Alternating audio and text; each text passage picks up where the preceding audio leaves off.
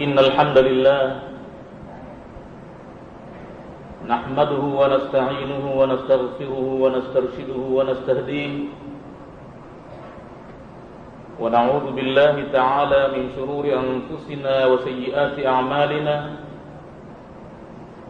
من يهده الله فلا مضل له ومن يضلل فلا هادي له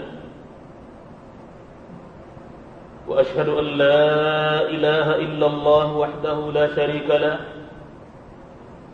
وأشهد أن محمدًا عبده ورسوله وصفيه وخليله إنه أدى الأمانة وبلغ الرسالة ونصح الأمة وجاهد في الله حق جهاده حتى أتاه اليقين فصلوات الله وسلامه عليه وعلى آله وأصحابه ومن تبعهم بإحسان إلى يوم الدين أما بعد فإن أصدق الحديث كتاب الله تعالى وخير الهدي هدي محمد صلى الله عليه وسلم وشر الأمور محدثاتها وكل محدثة بدعة وكل بدعة ضلالة وكل ضلالة في النار اللهم إنا نعوذ بك من عذاب النار. Tungaliko katika ahkamul janaiz, mlango wa 12, hamlul janazati wattiba'i. Lakini kabla ya kuendelea na darasa, yameletwa hapa masuala namna matatu kama hivi. Anasema muulizaji ya kwamba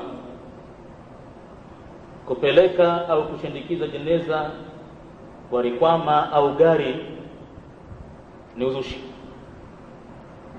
na ni katika mambo ya kikafiri, na imekatazwa Waislamu wasijishabihishe na makafiri. Anasema lakini vile vile kuna hadithi mbalimbali ambazo zinatoa ushahidi wa kupelekwa jeneza la Muislamu kwa haraka. Na katika hadithi ya bwana Abu Huraira amesema wao wakikaribia kukimbia nalo jeneza enzi za Mtume sallallahu alaihi wasallam. Sasa swala linakuja hivi, anasema sasa kutokana na kukua kwa sayansi na teknolojia na kupatikana na maendeleo mengi zaidi ya siku hizo, tumeona tupeleke jeneza kwa gari ili kuzitia nguvu zaidi hadithi zinazotaka jeneza lipelekwe kwa haraka haraka.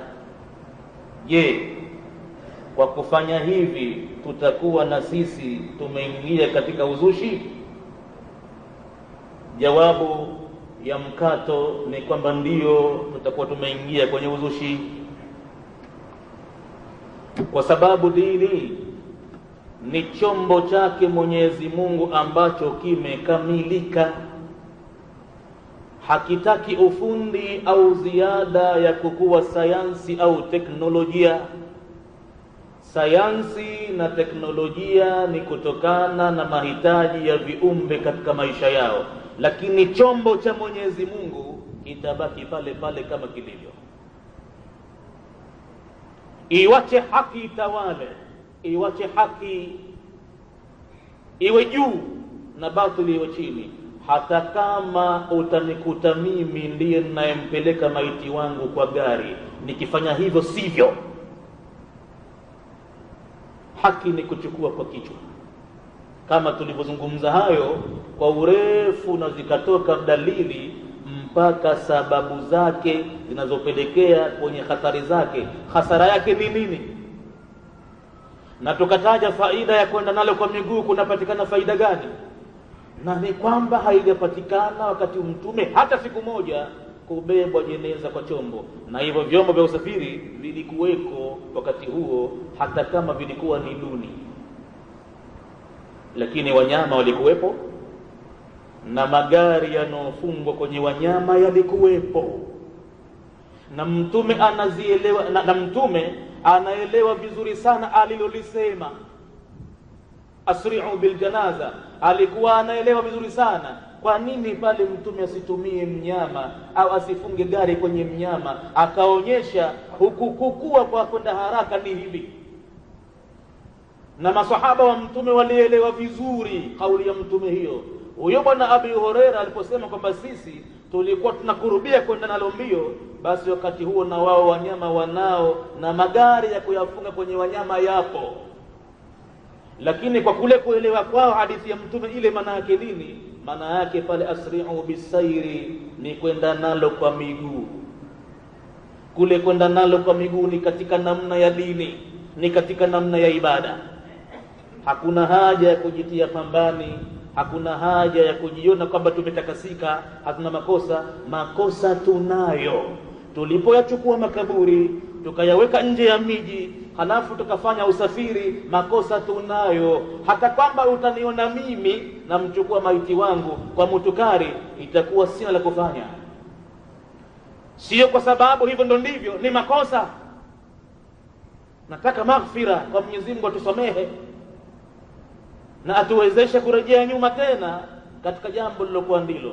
Hatuwezi kupona kwa sababu ya kukua teknolojia. Uislamu hautaki msaada wa teknolojia wala sayansi.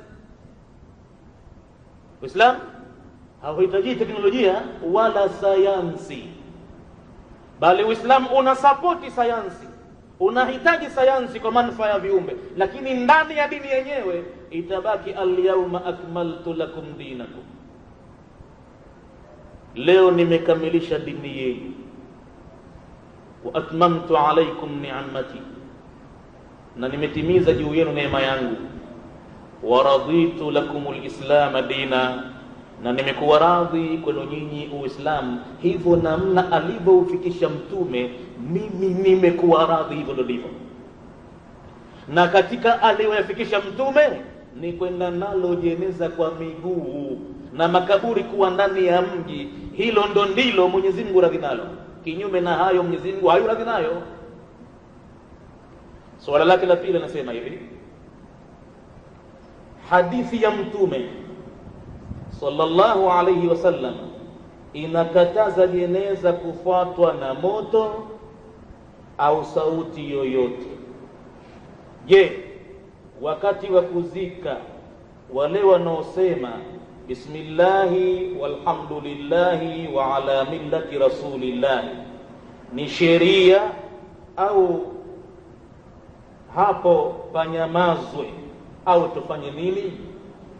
Subiri kidogo, tunaendelea na ahkamu janaizi, tutaingia katika wakati wa kuzika na tutaona wakati huo panasema nini. Ndo kwanza tuko kwenye kulibeba sasa, tutafika katika wakati wa kuzika, wakati wa kumlaza maiti. Zimethibiti hadithi za mtume kwamba wakati wa kulaza maiti tamko la kusema bismillahi wa ala millati rasulillahi, hicho kitu kimethibiti. Na wanaosema hivyo ni wale wanaolaza maiti katika mwanandani, sio walioko nje juu kaburini, sio wanaotikisa kitambaa, sio wengine, ni wale waliohusika na kumlaza maiti. Lakini mlango huo tutaufikia baadaye inshallah. Pia swala lake la tatu wanasema, je, kuna faida yoyote inayopatikana, yani anayoipata maiti kwa kuzikwa nyumbani kwao au shambani kwake? Hakuna faida yoyote inayopatikana, bali huenda akawa yumo hasarani. Maiti ya Waislamu izikwe kwenye makaburi ya Waislamu walio wengi. Pale kila akija maiti kuzikwa hupata baraka wale maiti, zinapoombwa zile dua hujumuika na wao pamoja. Lakini kwenda kumtupa maiti kwa sababu tu ya kwao akalale kwao, huenda akawa anatupwa kichakani, hapiti pale mtu yoyote kuomba dua, nadra mara moja moja kwenye kila baada ya miaka miwili mitatu minne labda. Lakini kwenye makaburi ya Waislamu kila siku kila wakati hupata baraka maiti wale. Hakuna faida yoyote inayopatikana maiti kwenda kuulizwa kwao kwa jamaa zake au kwa shambani kwake. Hakuna faida kwa hakika, bali huenda ikawa ni hasara yake hiyo, na akajuta, kwa nini mimi nikawaachia watu wangu kuja kunilaza huko, au kwa nini nikatoa amri hiyo kwamba lazima nilale hapo. tungaliko bado katika mlango huu wa 12 unaosema hamlul janazati wa ittiba'i, kubeba jeneza na kulifuata. Na leo hii insha Allah tutaondokea kwenye huu ukurasa wa 77 katika sehemu ya 55. Anasema wal qiyamu laha, na kusimama kwa ajili ya hayo majeneza, mansukhun, jambo hilo limekwisha futiwa hukumu yake. Wa huwa ala nawaini, na huko kusimama kuko katika namna mbili. Tutazungumza juu ya habari ya nasikh na mansukh kiusuli, lakini kwanza kidogo tuendelee kidogo hapa, alafu tabainisha nini maana ya nasikh na nini maana ya mansukh ndani ya usulul fikri. Kila muislamu aelewe haya ni mambo ya taaluma kubwa kwa hakika. Wasije watu wakangojea mpaka atokee mtoto wa miujiza, mtoto wa ajabu, wapeleke masuala yao pale biduni ilmin, biduni fikhin, biduni usulin. Itakuwa ni hasara kubwa sana hiyo. Haya mambo ni mambo ya kiusul, haya mambo ni mambo ya kifikri, haya mambo ni mambo ya kitaaluma. Na Mwenyezi Mungu ametaka dini yake iwe inatawala kitaaluma. Dini hii ya Kiislamu, rabbuha nurun, mola wake ni nuru. Pale alipojitaja Allahu nuru samawati wal ardh, wafasirina wamekwenda pale kwenye maana ya ilmu. Wa nabiyuha nurun, na mtume wake pia ni nuru. Ni pale Mwenyezi Mungu aliposema laqad ja'akum min Allahi nurun, kwa hakika amekujieni kutoka kwa Mwenyezi Mungu nuru wa kitabu mubin, na vile vile kitabu chenye kubainisha wazi kila kitu. Wa kitabuha nurun, na dini hii mpaka kitabu chake nuru tu. Ni pale Mwenyezi Mungu aliposema faaminu billahi wa rasulihi wan nuri alladhi anzalna, basi muaminini Mwenyezi Mungu na mjumbe wake na nuru ambayo Mwenyezi Mungu ameiteremsha. Mwenyezi Mungu anataka iaminiwe ilmu, kamleta mtume na ilmu. Usije ukangoja kutokea mtu wa miujiza, mtu ajabu ajabu, ukapeleka masuala yako akajibu kwa kusukuma tu. Ondoro, angalieni wenye kutoa jawabu katika dini, ila man tafti, kwa niaba ya nani unatoa jawabu kidini? Ni nani unamjibia? Unamjibia Mwenyezi Mungu. Na mambo ya kusukumiwa Mwenyezi Mungu katika sheria yake, kutakuja kuwa na kazi kubwa sana mbele yake siku ya kiyama. Ikutoshe kauli yasemayo thumma ja'alnaka ala shari'atin min al-amri fattabi'ha. Ikutoshe kauli hii, kisha tumekujalia wewe Muhammad uko juu ya sheria kwenye kila jambo. Fata sheria, fata ilmu, wala tattabi' ahwa alladhina la ya'lamun, na wala usifate mapendekezo, mapenzi ya watu wasiojua sheria ya dini. Utaingia hatiani, na ukiingia hatiani, innahum lan yughnu anka min Allahi shay'a, wao hawataweza kuja kukusaidia mbele ya Mwenyezi Mungu kwa chochote katika adhabu. Wa inna dhalimina ba'dhum awliya'u ba'd, na hakika madhalim wasiojua sheria wanaofuata mambo kwa mapenzi yao usaidiana wao kwa wao, wanapendana mno. Wallahu waliyul muttaqin, na Mwenyezi Mungu anawapenda wacha Mungu. Au waliyul mu'minin, au kama qala subhanahu wa ta'ala. Kwa hivyo tunaingia katika masala ya kiilmu. Anasema wal qiyamu laha,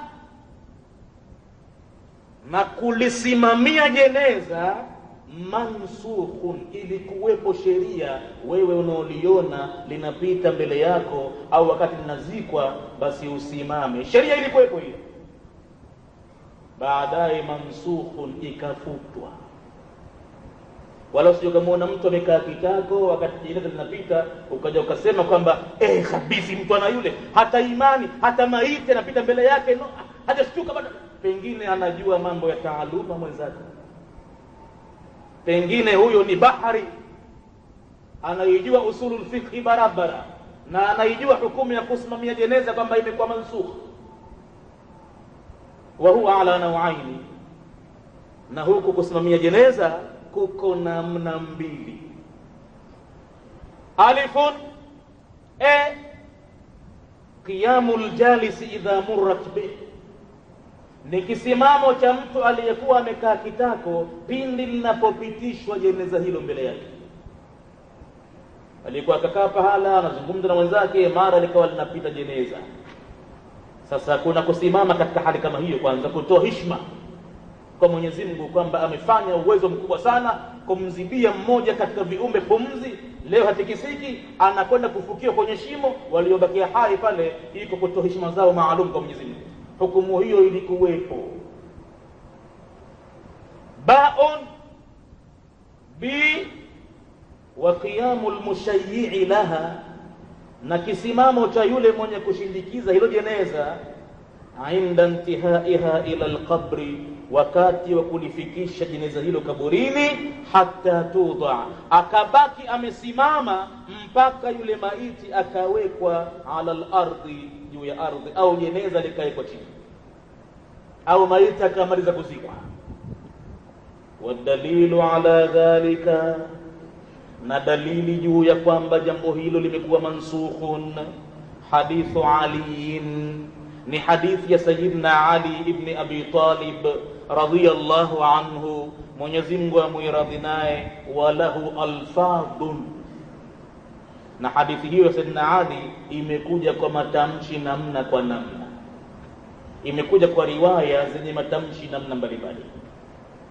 Al-awwalu, riwaya ya mwanzo katika dalili yenye kuonyesha kusimama wakati jeneza linapitishwa mbele ya waliokaa kitako, au kusimama wakati maiti anazikwa, kwamba hukumu yake imeshafutwa. Dalili yake ni hadithi ya Sayyidina Ali, imekuja kwa matamshi mbalimbali. Tamko la kwanza ni kama lifuatavyo: qama Rasulullah, anasema Sayyidina Ali, alisimama mjumbe wa Mwenyezi Mungu sallallahu alayhi wasallam, liljanazati, kwa ajili ya jeneza. Faqumna, na sisi moja kwa moja tukamfuata kiongozi wetu, tukasimama. Kwa kitambo, siku chungu nzima ikawa mtume kila jeneza likipita usimama, na sisi husimama, au wakati wa kuzika mtume husimama na sisi husimama. Thumma jalasa, kisha mtume baadaye akakaa kitako. Fajalasna, na sisi sote tukakaa kitako. Haikutokezea tena hukumu ya kusimama mara mbili, imekuwa mansukh, imefutwa hukumu ya mwanzo. Tutazungumza juu ya habari ya nasikh na mansukh, nini maana yake, panakusudiwa nini. Kwa hakika ni mambo ya kitaaluma hayo. Hadithi hii akhrajahu Muslim, ameitoa Imam Muslim wa Ibn Majah wa Tahawi wa Tayalisi wa Ahmad kwenye rakam kadha wa kadha katika vitabu vyao. Athani, tamko jingine la hadithi ya Sayyidina Ali yenye kuonesha dalili ya kusimamia jeneza kwamba imefutwa hukumu yake, anasema Sayyidina Ali, kana yakumu fil janaizi, alikuwa mtume akisimama katika majeneza. Thumma jalasa ba'du, kisha akakaa kitako baadaye mpaka kuondoka duniani, hakusimama tena. Ina maana hukumu ya kusimamia imefutwa. Hadithi hii nyingine rawahu Malikun, ameisimulia Imam Malik, wa anhu Shafi'i fi al-Ummi, na vile vile kutokana na Malik ameitaja Imam Shafi'i kwenye kitabu chake wa Abu Daud, na vile vile Imam Abu Daud ameitaja hadithi. Athalithu, kauli ya tatu, tamko la tatu la Sayyidina Ali iliyopokelewa kwamba hukumu ya kusimamia jeneza mansukh, anasema ya tatu hiyo, min tariqi Waqid ibn Amr, imekuja katika njia ya bwana Waqid ibn Amr ibn Sa'd ibn Muadhi. Qala, amesema Sa'd ibn Muadhi, shahidtu janazatan, nilishuhudia mimi jeneza, fi Bani Salama, katika mtu ambaye ukoo wao ni Bani Salama. Faqumtu, mimi nikawa naelewa hukumu ile ya mwanzo ya kusimama, nikasimama. Faqala li Nafi' ibn Jubair, akasema kunambia mimi bwana Nafi' ibn Jubair, ijlis, kaa kitako bwana. fa inni saukhbiruka fi hadha bithabti au bithibti. Kaa kitako, tungojee kwanza mambo yamalizike, apite huyu maiti, na mimi nitakupa habari kuhusiana na mambo haya kwa ukweli, kwa umadhubuti. Kisha akampa habari yenyewe, akamwambia hadathani Mas'ud ibn al-Hakam, mimi amenihadithia bwana Mas'ud ibn al-Hakam az-Zurqi annahu sami'a Ali ibn Abi Talib, ya kwamba yeye alimsikia Sayyidina Ali ibn Abi Talib radhiyallahu anhu bi rahbati al-Kufa, katika pahala panapoitwa rahbati al-Kufa, wa huwa yakul, Sayyidina Ali akisema kama ifuatavyo: kana Rasulullah sallallahu alayhi wasallam amarna bilqiyam fil janaza, alikuwa mjumbe wa Mwenyezi Mungu akituamrisha sisi kusimama kwenye majeneza. Thumma jalasa ba'da dhalika, kisha yeye mwenyewe mtume akakaa kitako baadaye. Wa amarana biljulusi, na akatuamrisha na sisi vile vile tukae kitako. Hadithi hiyo vile vile akhrajahu Shafi'i wa Ahmad, ameitoa Imam Shafi na Ahmad mwanafunzi wake pia, wa Tahawi wa Ibn Hibban fi sahihihi, wa Al-Hazim fi i'tibari, kwenye kitabu cha i'tibar kwenye sahifa kadha, bi sanadin jayyidin, kwa mategemeo yalikuwa mazuri sana. Wa rawahu al-Baihaqi, na vile vile hadithi amesimulia Baihaqi min hadha al-wajhi, kutokana na sura hii bilafdhin akhara, lakini kwa tamko jingine kidogo. Wa huwa, na tamko lenyewe ni kama ifuatavyo: ar-rabi'u, hadithi ya 4, ni kwamba kama Rasulullah, alisimama mjumbe wa Mungu, ma'al janazati, pamoja na jeneza, au ma'al janaizi, pamoja na majeneza, kwa siku chungu nzima. Na akawa anasimama hata tudhaa, mpaka linapowekwa chini jeneza. Wa qama an-nasu ma'ahu, na wakasimama watu vile vile pamoja naye mtume. Thumma qa'ada ba'da dhalika, kisha mtume akakaa kitako baada ya hapo. Wa amarahum bilqu'udi, na akawaamrisha masahaba pia wakae kitako. Al-khamis, hadithi ya 6, vile vile imekuja min tariqi Ismail ibn Mas'ud ibn al-Hakami az-Zurqi an abihi qala, anasema shahidtu janazatan bil Iraqi, nilishuhudia jeneza mimi katika mji wa Iraqi. Faraaitu rijalan, nikawaona watu, qiyaman, wako wima, yantadhiruna an tudhaa, wanasubiri mpaka jeneza liko chini ndo waondoke au ndo wakae. Wa raaitu Ali ibn Abi Talib, na nikamuona Sayyidina Ali ibn Abi Talib radhiyallahu anhu yushiru ilayhim, anawaashiria waliosimama wima, anijlisu, ya kwamba kaeni. Fa inna an-nabiyya, kwani hakika mtume wa Mungu, qad amarana biljulusi ba'da al-qiyam, amekwisha tuamrisha tukae kitako baada ya kusimama. Chini katika nambari 2 katia maelezo kidogo Albani kwenye hadithi hii.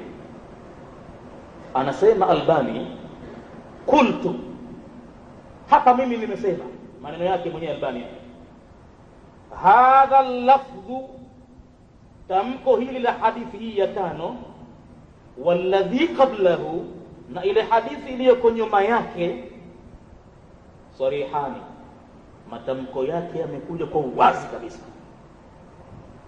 fi anna alqiyama laha, ya kwamba kusimamia majeneza, hata tudhaa, mpaka yatapowekwa chini ardhini, dakhilun fi nahyi. Hadithi mbili zile zimeonyesha inaingia kwenye katazo, hasa watu wanakatazwa wasisimame tena.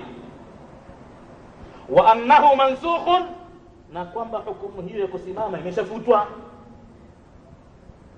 Hayo ni maneno Albani anasema. Sasa anaendelea Albani, fa qawlu sadiqu Hasan Khan, hao sasa ni wanaviona wakubwa wanatoa na makosa. Sisi hamna chetu humu, tunasoma vitabu vyao tu. Maulama waliobobea katika fani za kiusuli wanatoa na makosa. Albani anamtoa makosa huyu bwana mmoja aitwaye Sadiqu Hasan Khan, kuna maneno kayasema. Kwanza Albani anasema tamko limeonesha waziwazi linapelekea mpaka kukataza hasa kusimamia majeneza, kwani hukumu yake imeshafutwa. Anasema fa qawlu Sadiq Hasan Khan, kauli ya bwana Sadiq Hasan Khan fi rawdati, ndani ya kitabu cha Rawda kwenye sahifa kadhaa. Maneno hayo kayasema bwana Sadiq baada an qarrara, baada ya kuthibitisha mansukhiyati alqiyami, kufutwa hukumu ya kusimamia majeneza, laha, hayo majeneza, idha murrat, wakati yanapopitishwa. Baada ya kuthibitisha hukumu hiyo kama mansukh, halafu bwana Sadiq Khan akaja akasema ifuatavyo, kisha thibitisha kama imefuta hukumu, akaja akasema hivi: wa amma qiyamu an-nasi khalfaha, ama kusimama watu nyuma ya majeneza, hata tudaa, mpaka litapowekwa chini, ala al-ardhi, yani juu ya ardhi. Anasema fa muhkamun, jambo hilo limewekewa ni hukumu, lam yunsakh, halikufutwa. Albani anampinga huyu Sadiq Khan, anasema maneno haya kaeleza baada ya kuthibitisha yeye mwenyewe kwamba hukumu hii imefutwa, alafu tena akaja katika maneno kama haya. Anasema Albani anamsuta mwanachuoni bwana, hii ni kazi ya wanavyuoni, na katika mambo ya kifiki haya hukuti salama. Akitamka maneno mtu bila dalili, atawekwa upande, atavurugwa, atakanyagwa, ataambiwa maneno mabaya kwa mtu mwingine. Ni kazi yao wanafiki hiyo, hakuna kustahiana katika hilo. Anasema Albani fa hadha khata'un, maneno haya ya Sadiq Khan ni makosa bayinun, tena yaliyokuwa waziwazi makosa yake. Kwa nini makosa? Limukhalafatihi, kwa sababu maneno hayo yamekwenda kinyume, lima dhakarna, kutokana tuliyotaja sisi, min al-lafdhaini, katika matamko mawili ya nyuma yale. Wa dhahiru, na inavyoonekana waziwazi, annahu lam yaqif alaihima, ya kwamba mtume hakusimama tena kwenye majeneza hayo, au lam yaqif alaihima, hakusimamia huyu bwana Sadiq Khan kwenye matamko mawili yale, hakuyachukulia kwamba ni matamko yenye maana. Hiyo ni kazi ya wanavyuoni, sisi tunasoma vitabu vyao tu, lakini hayo ni maneno ya Albani. Anamkatalia kata huyu Sadiq Khan ya kwamba kusimamia jeneza kwamba lam yunsa, anamwambia kata ni jambo makosa kwenye hilo. Hadithi tuliyosoma ya tano ile, akhrajahu Tahawi bi sanadin hasanin, kaitoa Imam Tahawi kwa mategemezi mazuri. Kabla ya kuendelea mbele, sasa tutaingia kwenye usuli al-fiqh kidogo, tubainishe kwa watu nini maana ya hukumu ya nasikhi na mansukhi katika sheria ya kidini ya Kiislamu, ili watu wasipate kuichukulia dini hii kwamba inakwenda kichwa tu, kichwa maji tu, yoyote anayetaka kusema anasema tu. Kila Muislamu asije akangojea muujiza wa kutokea mtoto au mtu mzima au mnyama atamke maneno ya sheria kwa dini hii, asije akangojea hilo, kwa sababu Mwenyezi Mungu amesema al-yawma akmaltu lakum dinakum, leo mimi nimekamilisha dini yenu. Kubali Muislamu kwamba dini imekamilika, tena sio kamilika dini tu, wa atmamtu alaikum ni'mati, na nimekwisha timiza juu yenu neema yangu. Na sikutimia neema tu, wa raditu, manil ladhi radiya, nani aloridhia hapo jamani? Wa raditu ana, nani huyo? Mwenyezi Mungu mwenyewe. Wa raditu lakumul islam dina, na mimi nimekuwa radhi kwenu nyinyi Uislamu, hivyo alivyoufikisha Muhammad, wallahi ndio dini yenyewe. Fama lam yakun al-yawma dinan, kushuka kwa aya hiyo siku hiyo, lolote lilokuwa si dini wakati ule, fala yakunu al-yawma dinan, haliwezi leo kuwa ni dini, pamoja na ulimwengu kukua kisayansi na kuendelea mbele kiteknolojia, jambo lilokuhusu dini, lakini ibada haliwezi kabisa kuchukuliwa kama dini. Nini usuli al-fiqh inasema kuhusiana na nasikh na mansukh? Taarifu nasikh, introduction, kitambulisho kutokana na neno nasikh. An-naskhu lughatan, neno nasikh kilugha, al-izalatu wan-naql, ni kuondosha kitu au kuhamisha kitu. ndio nasakh. Hiyo maana ya kilugha. Wasilahan, na kwa upande wa makubaliano ya wanavyuoni wa usul, wameitoa maana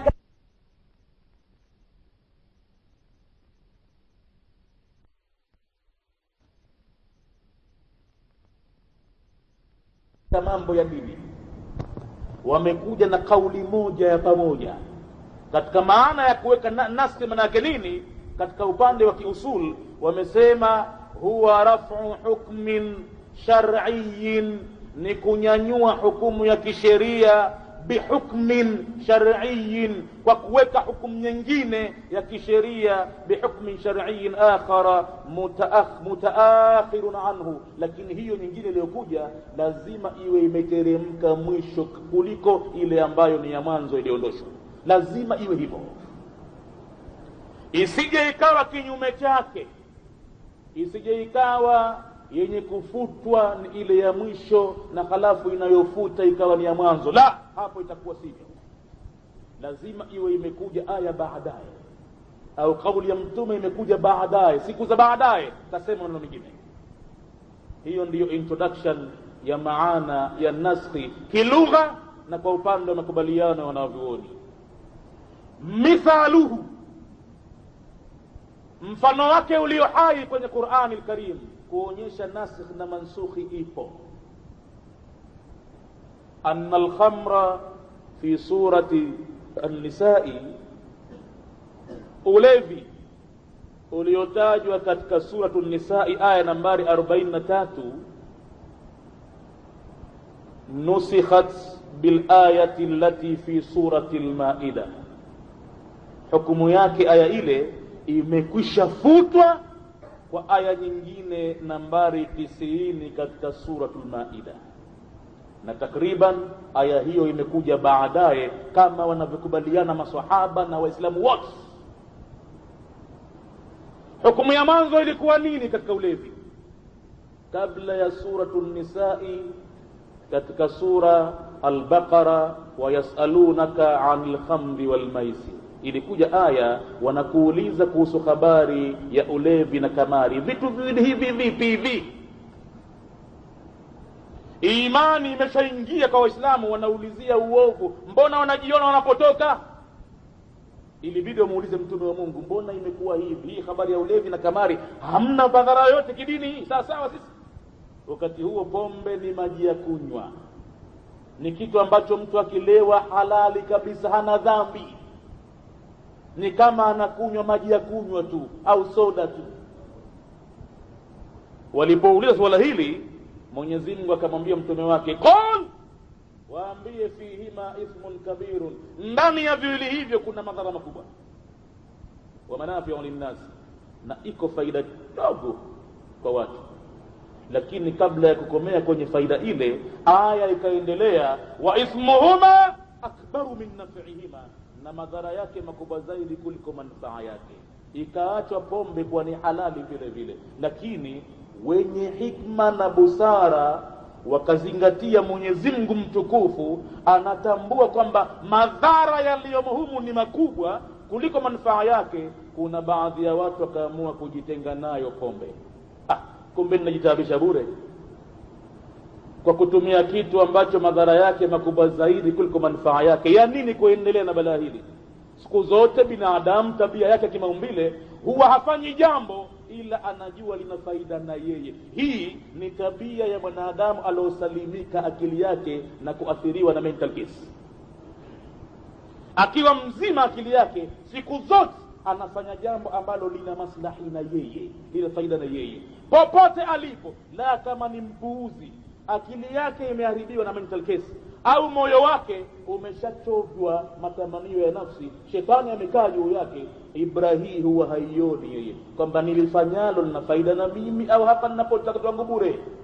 Mtu aliyekuwa mzima mwenye busara hakubali kufanya lolote isipokuwa anafanya ile faida na yeye. Ukimuona alfajiri kaweka jembe begani, anaingia bondeni, ameshaelewa faida yake kilimo kile, yuko tayari kwenda kuteseka ardhini kule jua mvua. Na ukimuona mbio harakati Mvua ikinyesha anatafuta chombo cha kujifunikia, mwamvuli au raincoat, anakimbilia kibaruani kwa watu, ana hakika nikifanya uzembe nitafukuzwa na nitahangaika na mimi na mke na watoto. Sasa analifanya lile jambo lenye faida na yeye, kufika mapema kazini kwa watu kutamjengea sifa, kutamjengea vyema, atapata kuishi vizuri. Siku zote binadamu mwenye maarifa sawa sawa wanafanya jambo lenye maslahi na yeye. Sasa wenye maarifa pale wakaona, kwa nini tuendelee na pombe wakati madhara yake ni makubwa zaidi kuliko manufaa yake? Lakini pombe ilikuwa ni halali bado. Hawezi mtu tena kwa sasa kuitumia hukumu ya aya ile akasema kwamba wewe umeshika kukataza watu pombe, mnasema kichwa kipana. Mwenyewe Mwenyezi Mungu anasema kwamba fihi ma ithmu kabiru wa manafiu linnas. Yeye mwenyewe Sahagodi mlevi anakuambia hivyo kwa lugha kilevilevi. Basi yeye mwenyewe Sahagodi mpumbavu, Sahagodi anajua kama katika pombe vile vile mna manufaa kwa watu. Tuache tupate faida na kilichomo ndani yake. Na nyie ndio maana mkawa pumbavu, mmekikosa kitu kilichomo kwenye pombe nyinyi, ndio maana mkawa mazembe namna kama hiyo. Mwenyezi Mungu anajua kama bwana, hukumu ile aya huwezi kuitumia tena, imeshafutwa. Lakini ud'u ila sabili rabbika, Mwenyezi Mungu anamwambia mtume wake, waite watu katika njia ya Mola wako, bil hikmati wal mau'izati al hasana, kwa kutumia hikma na mawaidha mema. Na Mwenyezi Mungu anaonyesha kwa mfano ulio hai namna gani wanaitwa watu kwenye dini hii bila ya kutumika nguvu, bila ya kuwakatia watu ghafla mambo ambayo wameyazoea. Yatumika kwanza kwa isti'ada, ni kwa lugha kama hiyo kwamba ndani yake mna faida kidogo lakini madhara makubwa zaidi. Wakati watu endelee hivyo. Baadaye ndipo ilipokuja hii aya nambari 43 katika suratul Nisa'i, aya isemayo ya ayyuhalladhina amanu, enyi ambao mmeamini, la taqrabus salata wa antum sukara, msikurubie swala na nyinyi mmelewa, hatta ta'lamu ma taqulun, mpaka mtapotambua sawa sawa kile mnachokizungumza ndani ya swala. Kwa sababu anayeswali fa innama yunaji rabbahu, huwa ananong'ona na Mola wake. Idha aradta an tukallima Allah, ukitaka kumsemesha Mwenyezi Mungu, udkhul fi salati, ingia kwenye sala, wewe utakuwa unamsemesha Mwenyezi Mungu, unamuomba, unamwambia iyyaka na'budu wa iyyaka nasta'in, ni wewe tu peke yako Mwenyezi Mungu sisi tutakuabudu, na ni wewe tu peke yako Mwenyezi Mungu. Hatuna hirizi sisi, hatuna mzimu sisi, hatuna kaburi sisi, hatuna chochote cha kutegemea isipokuwa peke yako. Hivyo ndivyo utambue kwamba unampa Mwenyezi Mungu ahadi hiyo, wewe mwenye kusali. Wa iyyaka nasta'in, na kwako peke yako Mwenyezi Mungu ndo tunataka kusaidiwa, hatuna pengine sisi.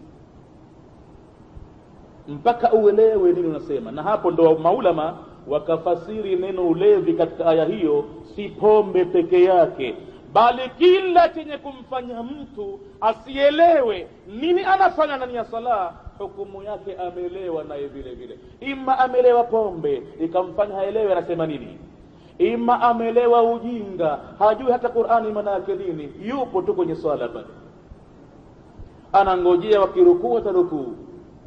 Hata kama imamu atasoma mlango wa barazanji, yeye ataona ndo Qur'ani. Zumbukuku limwenguko huku, pangu pakavu tia mchuzi tu, yeye ndio aliko pale. Hapa Mwenyezi Mungu sala haikubali. Anasema enyi mlioamini, la taqrabu salata. Tizama, imekuwa la taqrabu salata kama la taqrabu zina, usikurubie. Wachilia mbali kuswali, jiweke huko, toka kajiweke huko maporini huko. La taqrabu salata, usikurubie swala, sio usiswali, usikurubie swala, jiweke kando na mzimu kabisa kabisa. Wa antum sukara, na hali ya nyinyi mmelewa, hatta ta'lamu, mpaka mkielewe sawa sawa, ma takuluna, nini mnasema ndani ya swala wakati mnazungumza na Mwenyezi Mungu. Na ukitaka Mwenyezi Mungu akusemeshe wewe, soma Qur'ani, Mwenyezi Mungu itakuwa akusomesha wewe. Sasa ndani ya sala yanapatikana yote mawili, unamsemesha Mwenyezi Mungu naye anakusemesha, mnazungumza ana kwa ana. Ukisoma Qur'ani Mwenyezi Mungu anakusemesha wewe ana kwa ana, mnazungumza na Mwenyezi Mungu ndani ya sala. Na ndo maana Bwana Mtume akachukua ahadi, akachukua dhamana ya kwamba amma fi ruku'i fa'azzimu fihi rabb, mtapokuwa kwenye rukuu mtukuzeni Mwenyezi Mungu sana kwenye rukuu. Wa amma fi sujud fajtahidu fi du'a'i wa qaminun an yustajaba lakum, katika sijida jitahidini sana kumomba Mwenyezi Mungu pale chini, na nakuthibitishieni lazima mtajibiwa dua zenu ndani ya sijida pale, kwa sababu ana kwa ana baina Mwenyezi Mungu na mja wake. Ile swala ni silatun baina al-abdi wa rabbih, maana yake swala ni muungano baina Mwenyezi Mungu na mja wake, pale wameungana. Heshima ile, nafasi ile kapewa mja kutwa mara 5 katika ulazima, na akitaka yeye mwenyewe katika nawafil anaweza akazungumza na Mwenyezi Mungu mara ziliyopo. Mfalme wa duniani, raisi katika dunia, huwezi kumpata hivi hivi simple. Kama utafanya application ya kuonana na president, unabudi kwanza kupekesheniwa wewe ni nani, unatoka wapi, mzaliwa wa wapi, baba yako nani, wazee wako ni kina nani, una tabia gani, wataka kuonana naye wewe nani, na unataka kuzungumza nini, sema kabisa. Na ombi hilo kama utabahatika kupelekwa mpaka likubaliwe, basi si chini ya mwezi mmoja, miezi miwili, na huenda likatupiliwa mbali kwenye kapuri kwa basi ndio umekwisha. Mwenyezi Mungu Subhanahu wa Ta'ala amempa mja wake nafasi. Kama watakudharau wote, kama watafunga milango yao wote, basi mlango wangu mimi wazi, njoo mja wangu tuzungumze mimi na wewe. Wataka nini mja? Inapofika akhirul layli kila siku, yanzilu rabbuna kulla laylatin hina yabqa athuluthil layli al-akhir.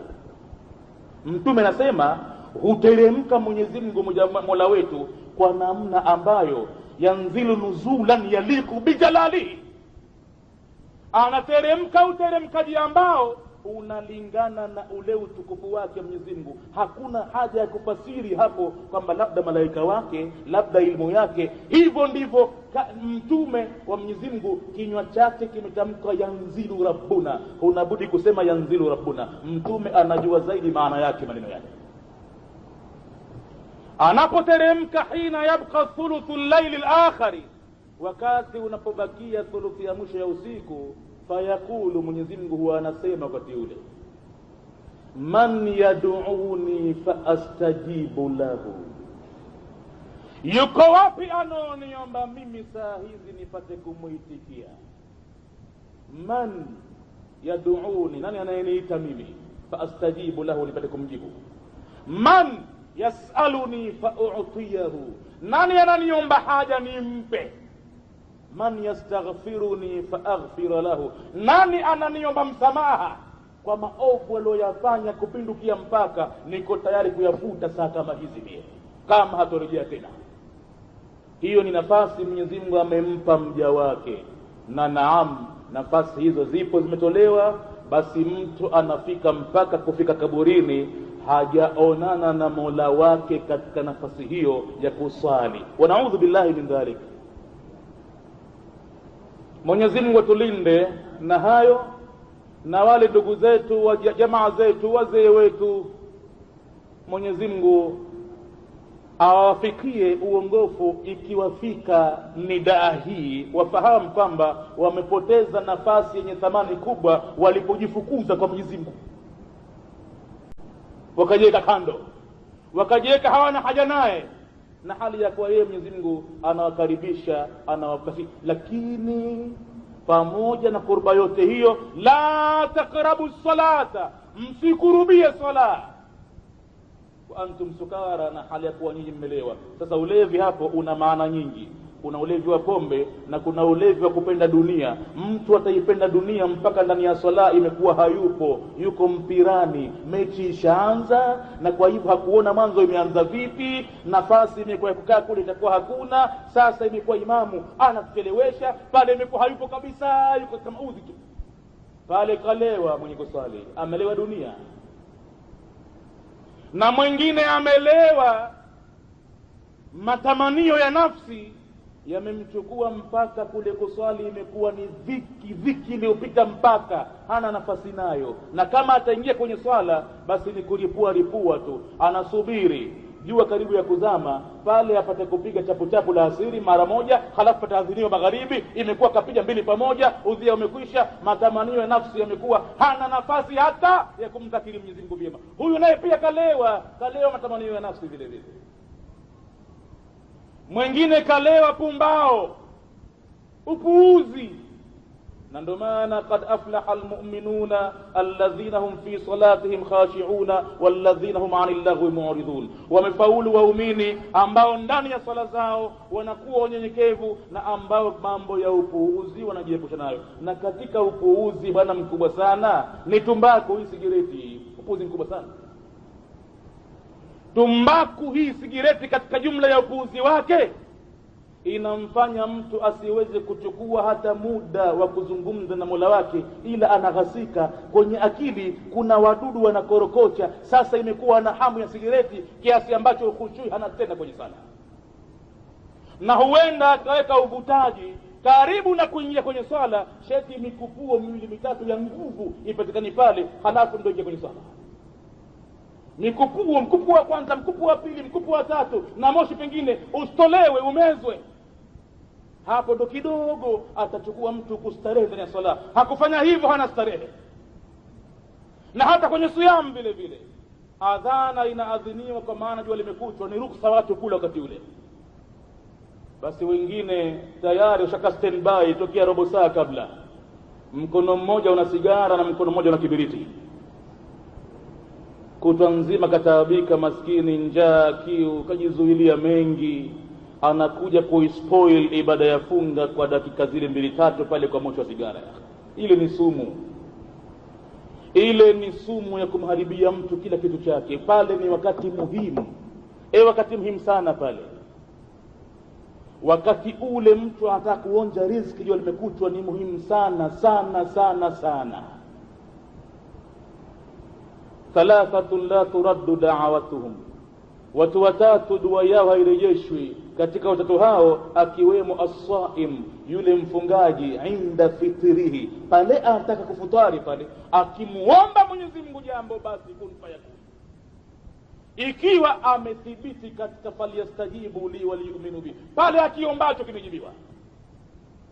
Lakini hatari yake pale mtu badili yake anatia vitu ambavyo Mwenyezi Mungu anavitukia mno, moshi wa sigareti, hatimaye inavuruga kila kitu pale. Atakiomba kitu chochote pale kubiri tena.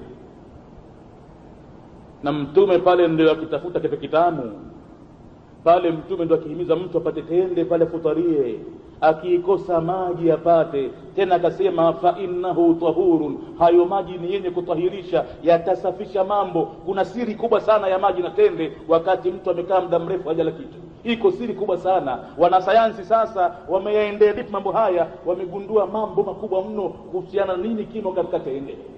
Kama mtu atakaa muda mrefu 12 hours, saa 12 hajala kitu, halafu kwa nini kitu kitamu kama tende kiingie first time kwenye tumbo lake, nini kinakuwa? Wamegundua mambo ya ajabu kabisa. Lakini mwingine ndo sigareti pale, kitu cha mwanzo. Mwenyezi Mungu atawaongoa ndugu zetu hawa waliotawaliwa na shetani namna kama hiyo. Inshallah baada ya kufikia ujumbe huu watakamia Ramadhani hii, hawatovuta tena sigareti maisha yao. La taqrabu salata wa antum sukara. Mwenyezi Mungu anasema katika aya nambari 43 sura Nisaa. Tuko katika maudhui ya kubainisha nasikh na mansukh. Hapa aya imekuja usikurubie swala wakati wa ulevi tu, hata taalamu ma taquluna, mpaka mtapojua mkisemacho. Ina maana sharti iliyopo ni mtu kufahamu akisemacho asiwe katika hali ya maruirui ya pombe. Bado pombe ni halali vile vile hapo kwa aya hiyo. Watu ina maana wachunge tu wakati gani mtu atalewa isimuathiri ile pombe pindi akija kwenye swala, awe makini kabisa. Na inasemekana Saidina Ali ibn Abi Talib amesimama mbele ya Mwenyezi Mungu, asili ya sababu nuzuli inayotoka katika aya hiyo, akaisoma suratul Kafirun, ambayo sura ile maana yake qul ya ayyuhal kafiruna, sema kuambia enye makafiri, la a'budu ma ta'buduna, mimi siabudi mnachoabudia nyinyi, wala antum aabiduna ma a'budu, wala nyinyi hamuabudi mnaoabudia mimi, wala ana aabidu ma abadtum, wala mimi sitomwabudia kabisa yule ambaye mnaabudia nyinyi, wala antum aabiduna ma a'bud, wala nyinyi hata kama mtakuja hapa mtaonyesha watu tu hamtomwabudia kikweli mnomwabudia mimi. Iliyobaki lakum dinukum waliya dini, nyinyi muna dini yenu nami nina dini yangu. Lakini Saidina Ali katika wakati wa pombe ni halali, akiwa katika mchanganyiko wa pombe kwenye akili yake, alisema qul ya ayyuhal kafiruna a'budu ma ta'buduna, manake enye makafiri mimi ninaabudia mnaoabudia nyinyi, na sio la a'budu ma ta'buduna, siabudi mnaoabudia. Anasema a'budu, ninaabudia. Ikateremka aya hiyo, hatta ta'lamu ma taqulun, manake mtatokana kwenye swala katika pombe. Na ukijihisi umesinzia bwana, taabani bwana, ondoka katika swala bwana, usijikalifishe, lala vizuri bwana, usingizi ukupate, isiwe karata wazitaka, matembezi ya usiku yataka, halafu qiyamul laili pia wewe uwemo, haiwezekani. Ukimaliza sala ya Isha, kama wataka qiyamul laili usiku wa manane, nenda kalale vizuri sana, uje pale una nishati makini kabisa. Lakini ukija pale wasinzia, taamaki utashuhudia mikono ikikufuani, mara inapuruchuka, mtu anaifunga tena, mara imemtoka kakuegemea, ukimpiga chenga kenda chini. Pale hakuna kitu kipatikanacho isipokuwa machofu tu ya kujitaabisha. Tupate kitu nda zako. Mtume alikuta uzi umefungwa msikitini, akauliza uzi huu wa nini huu? Akaambiwa Zainab mwenyewe kafunga uzi huu kwa ajili ya qiyamul laili, akianza kusinzia anakamata kamba hii ili ipate kumzuia kama jahazini vile. Akasema ifungueni, sitaki upuuzi mimi. Kama anaweza mtu kusimama mbele ya Mola wake, asimame hivi hivi. Hawezi mtu basi na akae kitako. Asipoweza mtu kama ana maradhi basi anaweza kalala. Lakini mtu kama yumo katika usingizi, Mtume kakataa kabisa usisimame ukatukana usingizini, au kisomacho ikawe huko kabisa kabisa, unangojea mshtuko wa kurukuu tu na kusujudu tu, pale upate kitu. Hatta ta'lamu ma taqulun, mpaka mkijue mkisemacho. Kwa hivyo kwa mnasaba aya hii, bado ulevi ulikuwa ni halali kwa wakati huo, na mpaka leo wako baadhi ya wajinga walevi hukuletea aya hii, kisha leo pombe mtu empata, na yeye pengine ana ilmu mbili tatu, anamkabidhi msikiti, watu wanasomesha, alafu baadaye na utukalisha Uislamu. Wanapokabili Waislamu kumueleza, bwana unatutukanisha bwana, anatoa aya hii ati bwana wewe, kwani nina makosa gani? Mwenyezi Mungu amesema la taqrabu salata antum sukara, na mimi ile pombe ninatumia past time yangu baada ya Isha masaa machache, na leo kidogo tu basi hivi, wakati katika swala mimi naingia makini kabisa. Huwezi kutumia hukumu ya aya ile wakati imekusha kuja nyingine kuifuta hukumu yake.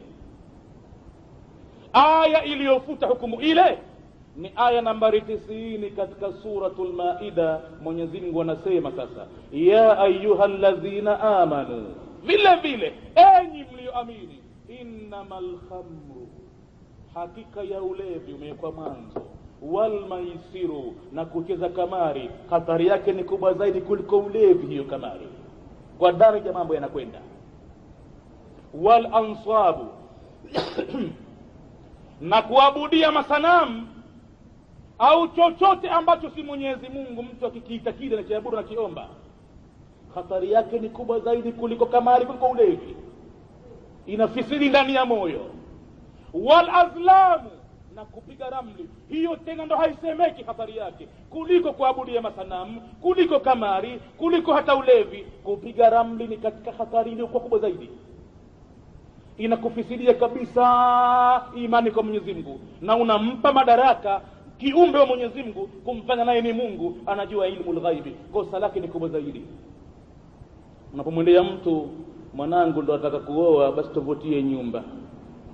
Hivyo Waislamu mpaka leo kuna watu hawaamini kabisa kama mtu anaweza kaoa bila kuvuta nyumba, yani manazili ya kujua saa ngapi wakati kufunga khutba, saa ngapi kuingia nyumbani. Ile hatari ya azlam ni kubwa kuliko kuabudia aso kwa Mwenyezi Mungu, ni kubwa kuliko kamari, ni kubwa kuliko ulevi. Imekuwa daraja ya mwisho kabisa juu huko. Innamal khamru wal maisiru wal ansabu wal azlam, mambo yote mane haya yamewekwa pamoja kwa sababu ndiyo mambo ya kumfisidi hapa Muislamu katika mambo yake yote, dini, ibada, watoto wake. Anafisidika mpaka nyumbani kwake, manake upande wa Mungu anafisidika, upande wa afya yake anafisidika, upande wa watu wake wanaharibikiwa, upande wa kila chake kinaharibikiwa.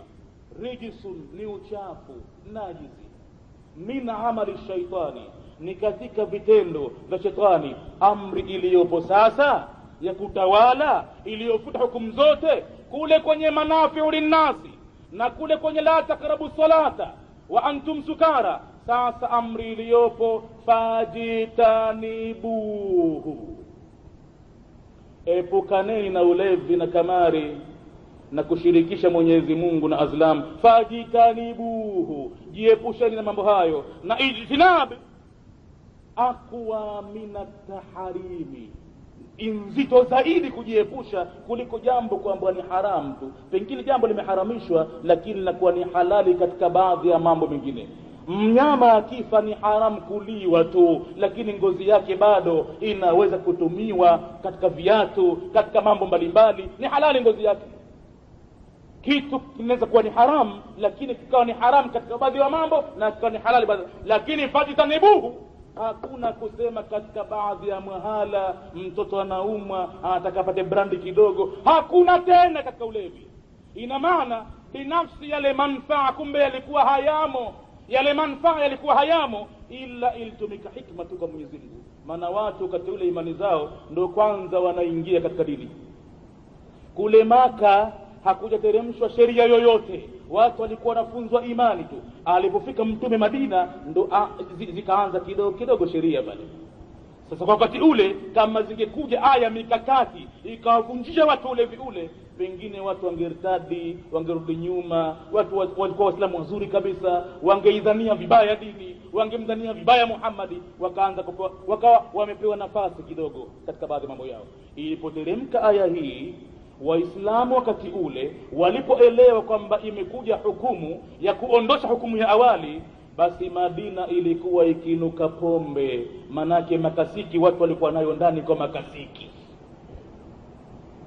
anaweka mtu maji ya kunywa yale kwa makasiki, mitungi alivunjilia mbali mtu, ikawa inakwenda michirizi, utafikiri mito ya maji kwa michirizi. Walielewa kwamba hukumu iliyokuja fajitanibuhu ni aqwa min at-tahrim, ina nguvu zaidi kuliko hata kuharamisha. Manake jiepusheni manake katika hali zote, la'allakum tuflihun, ili mpate kufanikiwa. Tunaendelea na kubainisha hukumu ya nasikh na mansukhi, kwa kuwa tunaishi katika sehemu ya ahkamu aljanaizi, kuhusu hukumu ya kuinukia majeneza kwamba imefutwa na iliyopo sasa ni katitako. Lakini hayo maneno mti na macho, msikilizaji, mti na macho, ujue wapi unayazungumza, usiende ukagombana na watu.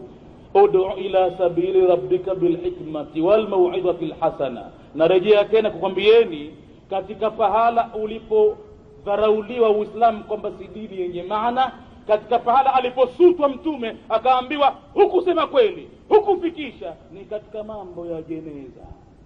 Kwa hivyo utaona mambo ya ajabu kuanzia mwanzo, tokea maiti yanakoshwa, tokea mwanzo kila kitu ni ovyo, tena mpaka kwenye kuzika ni ovyo. Mambo haya si wengi wanaoyajua, si wengi wanafungua vitabu, watu wengi wanafata watu wanafanya nini. Haya tunayatoa ndani ya taaluma. Uislamu ni taaluma. Uislamu msije mkangojea aje mtu wa ajabu, labda kitoto cha miujiza, labda nani, mkamtegemea atoe fatwa za kidini. Fatwa za kidini hazikuwekwa kiajabu ajabu, zimewekwa ndani ya ilmu. Zinamtaka mtu apoteze wakati, avunje miguu, asome Uislamu, hapo ndipo atapouelewa. Ama kujidai kumtafuta mtu wa miujiza, je tunakoza hivi nini? Ala, ati mtu anaulizwa, Mwenyezi Mungu anasema kwenye Qur'ani, inna Allaha yahdi man yasha'u au yu'adhibu man yasha'u wa yarhamu man yasha'u, anamuadhibu amtakaye na kumsamehe amtakaye, kumrehemu amtakaye. Je, Mungu anawapendelea hapa kwa namna hii? Ni suala muhimu mno kulijibu hilo. Kwa hapo ndipo makomunisti walipoangamiza Waislamu wengi, kuwaonesha kwamba Uislamu mambo yake yote ni ideology ya ovyo kabisa. Tazama Mwenyezi Mungu mambo yake ovyo, amtakaye anamtia kwenye rehema, anamtaka anamtadhibu, anamtaka anajibu. Mtu akategemewa kwamba ana miujiza, kwamba hayo nimesema mimi, hayo sikusema mimi, kamuulize Mungu mwenyewe. Ala, jawabu gani hili? Kamuulize Mungu mwenyewe. Hili ni suala muhimu kujibiwa pale, tena rahisi mno kulijibu. Nani Mwenyezi Mungu anamtaka na nani Mwenyezi Mungu hamtaki? Inshallah tutakomea kwanza hapa kwa leo. Ikifika siku yake ya Alhamisi tena darasa ya ahkam aljanaiz, tutaendelea hapa katika hukumu ya nasikh na mansukh. Tunazidi kubainisha katika mambo ya usulul fiqh, kuthibitisha kuwepo kwa hukumu ya nasikh na mansukh. Ikutoshe hukumu ya ulevi namna ulivyoharamishwa, kwamba kulikuweko na namna ya mambo ambayo ulevi ulikuwa ni halali, pamoja na aya kushuka na aya nyingine imekuja. Huwezi tena leo kusema kwamba watu wamezuiliwa kulewa wakati wa sala tu. Ile hukumu imekwisha kabisa. Tujitahid kuvumilia, japokuwa baadhi yetu tunakaa mbali, lakini heshima ya mahala kama humu huwa usivunje mstari mpaka